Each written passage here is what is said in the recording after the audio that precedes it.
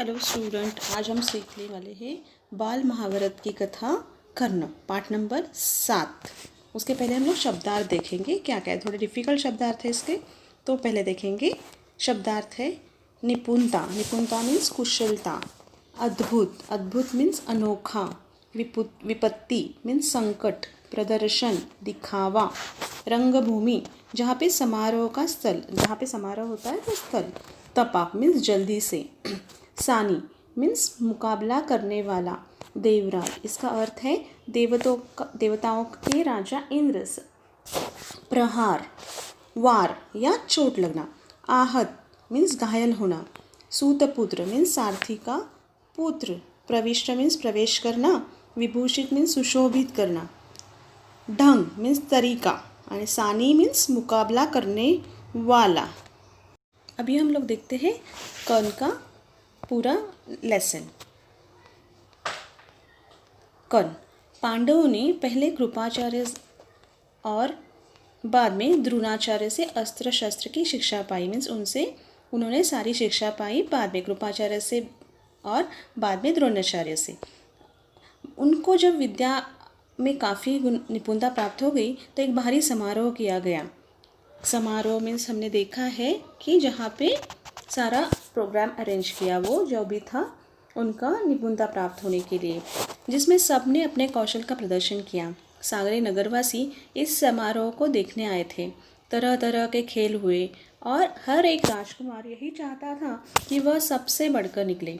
आपस में प्रतिस्पर्धी बड़ा जोर की थी, परंतु तीर चलाने में पांडुपुत्र अर्जुन का कोई सानी न था। मीन्स मुकाबला करने वाला कोई नहीं था।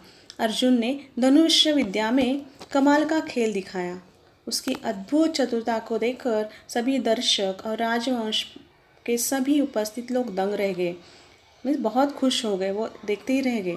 यह देखकर दुर्योधन का मन ईर्ष्या से जलने लगा। अभी खेल हो ही रहा था कि इतने में रंगभूमि के द्वार पर खम ठोकते हुए एक क्रोबिला और तेजस्वी युवक मस्तानी चाल से आकर अर्जुन के सामने खड़ा हो गया। एक युवक आ गया, उसके सामने खड़ा रह गया। यह युवक और कोई नहीं था, अधिरथ द्वारा पोषित कुंती पुत्र कर्ण ही था। कौन था वो? अधिरथ पुत्र, जिसने उसको संभाला था, वो कुंती पुत्र कर्ण ही था। लेकिन उसके कुंती पुत्र होने की बात किसी को मालूम न थी।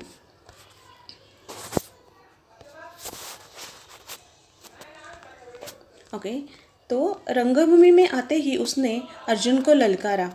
अर्जुन, जो भी करतब तुमने यहाँ दिखा है उनसे बढ़कर कौशल मैं दिखा सकता हूँ, ऐसे उसने बोला। क्या तुम इसके लिए तैयार हो? इस चुनौती को सुनकर दर्शक मंडली में भी बड़ी खलबली मच गई। अरे कौन आ गया, ऐसे उनको लग रहा था लोगों को कि कौन आ गया कि जो इसके अर्जुन के सामने खेलना चाहता है। इसी चुनौती को सुनकर दर्शक मंडली में बड़ी खलबली मच गई, पर ईर्ष्या की आग से जलने वाले दुर्योधन को बड़ी राहत मिली। वह बड़ा प्रसन्न हुआ। उसने तपाक से कर्ण का स्वागत किया। तपाक से म्हणजे जल्दी से, फटाक से उसका स्वागत किया और उसे छाती से लगाकर बोला, कहो कर्ण, कैसे आए? बताओ, हम तुम्हारे लिए क्या कर सकते हैं? कर्ण बोला, राजन, मैं अर्जुन से द्वंद्व युद्ध और आपसे मित्रता करना चाहता हूँ। कर्ण की चुनौती सुनकर अर्जुन को बड़ा तैश आ गया। वह बोला, कर्ण, सभा में जो बिना बुलाए आते हैं और जो बिना किसी से पूछे बोलने लगते हैं वे निंदा के योग्य होते हैं। यह सुनकर कर्ण ने कहा, अर्जुन, यह उत्सव केवल तुम्हारे लिए नहीं मनाया जा रहा है, सभी प्रजाजन इसमें भाग लेने का अधिकार रखते हैं। व्यर्थ डिंगे मारने से क्या फ़ायदा? चलो तीरों से बात कर ले। मैं उसने बोला कि अभी बातें करने से अच्छा है हम लोग तीरों से ही बात करते हैं। इस तीर ही एक दूसरे के ऊपर जो खेलेंगे वो खेलते हैं। तो जब कर्ण ने अर्जुन को यो चुनौती दी तो दर्शकों ने तालियां बजाई। उनके दो दल बन गए, दो अपोजिट पार्टीज बन गई। एक दल अर्जुन को बढ़ावा देने लगा और दूसरा कर्ण को। इसी प्रकार वहाँ इकट्ठी स्त्रियों के भी दो दल बन गए। कुंती ने कर्ण को देखते ही पहचान लिया और भय तथा लज्जा के मारे मूर्छित सी हो गई। कुंती ने उसको पहचान लिया कि यह अपना ही पुत्र है कर्ण।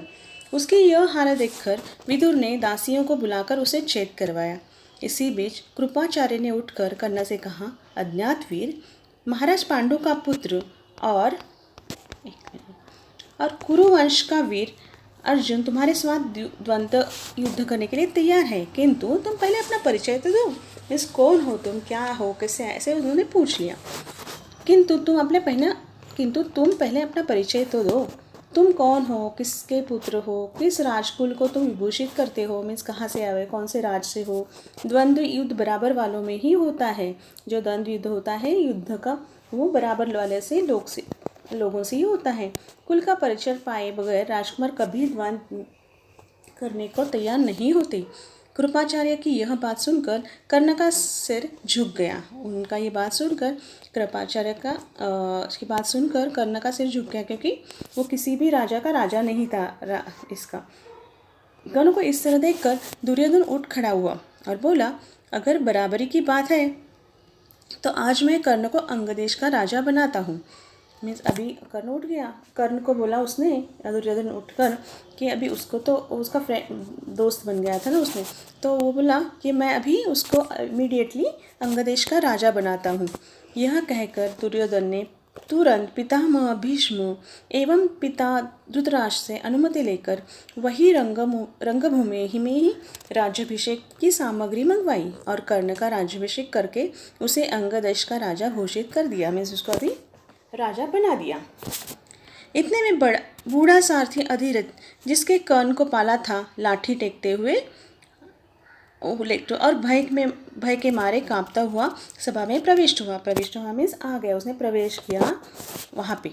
कर्ण, जो अभी अभी अंगदेश का नरेश बना दिया गया है, उसको देखते ही धनुष नीचे रखकर उठ खड़ा हुआ और पिता मानकर बड़े आदर के साथ उसके आगे सिर नवाया। मीन्स उसने सिर झुका दिया। बूढ़े ने भी बेटा कहकर उसे गले लगा लिया। यह देखकर भीम कहका मारकर हंस पड़ा और बोला, सारथी के बेटे, धनुष छोड़कर हाथ में चाबुक लो। चाबुक वही तुम्हें शोभा देगा। तुम भला कब से अर्जुन के साथ युद्ध करने के योग्य हो गए। यह सब देखकर सभा में खलबली मच गई।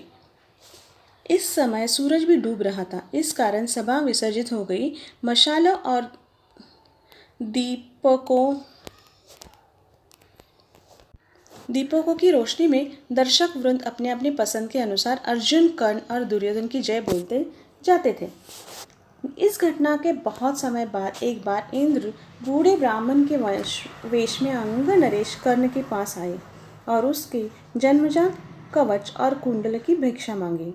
इंद्र को डर था कि भावी युद्ध में कर्ण की शक्ति अर्जुन पर विपत्ति आ सकती है। इस कारण कर्ण की ताकत कम करने की इच्छा से ही उन्होंने उससे यह भिक्षा मांगी थी।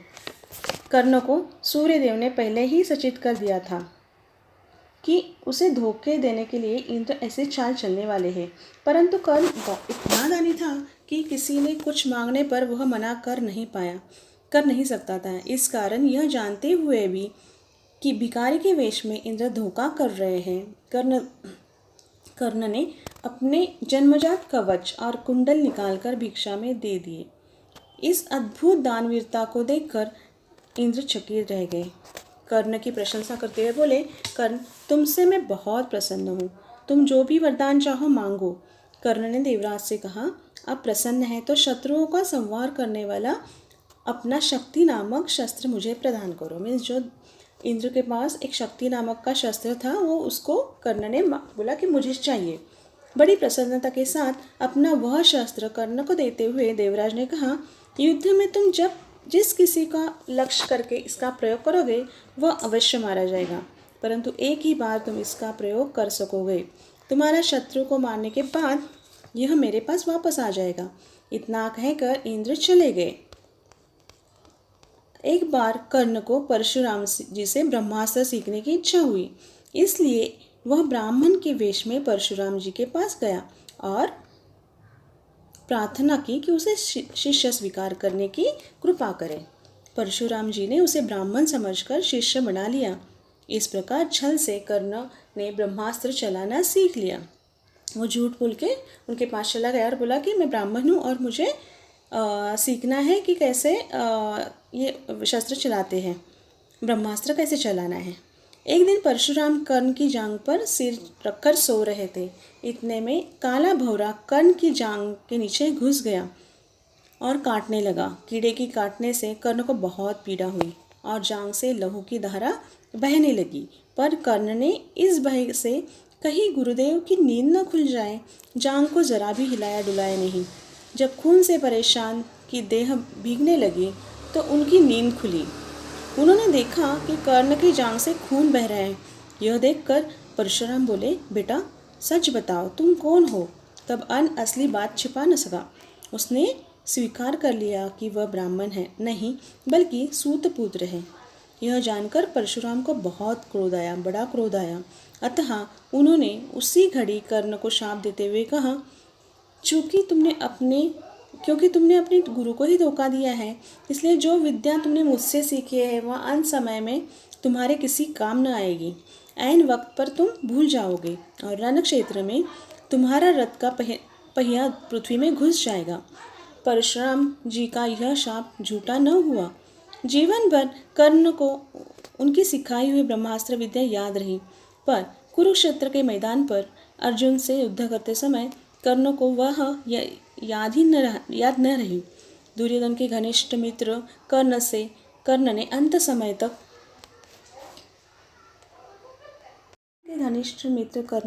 समय तक कौरवों का साथ न छोड़ा।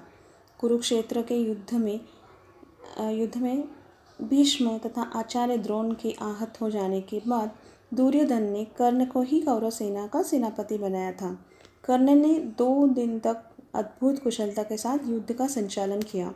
आखिर जब शापवश उसके रथ का पहिया जमीन में धंस गया और धनुष्य बाण रखकर जमीन में धंसा हुआ पहिया निकालने का प्रयत्न करने लगा, तभी अर्जुन ने उस महारथी पर प्रहार किया। माता कुंती ने जब सुना तो उसके दुख का पार न रहा। अब इसके क्वेश्चन आंसर हम लोग देखेंगे दूसरे वीडियो में, पार्ट 2 में। ओके, ये बहुत बड़ा वीडियो हो गया है इसीलिए। So if you like this video please share, like and comment. Thank you.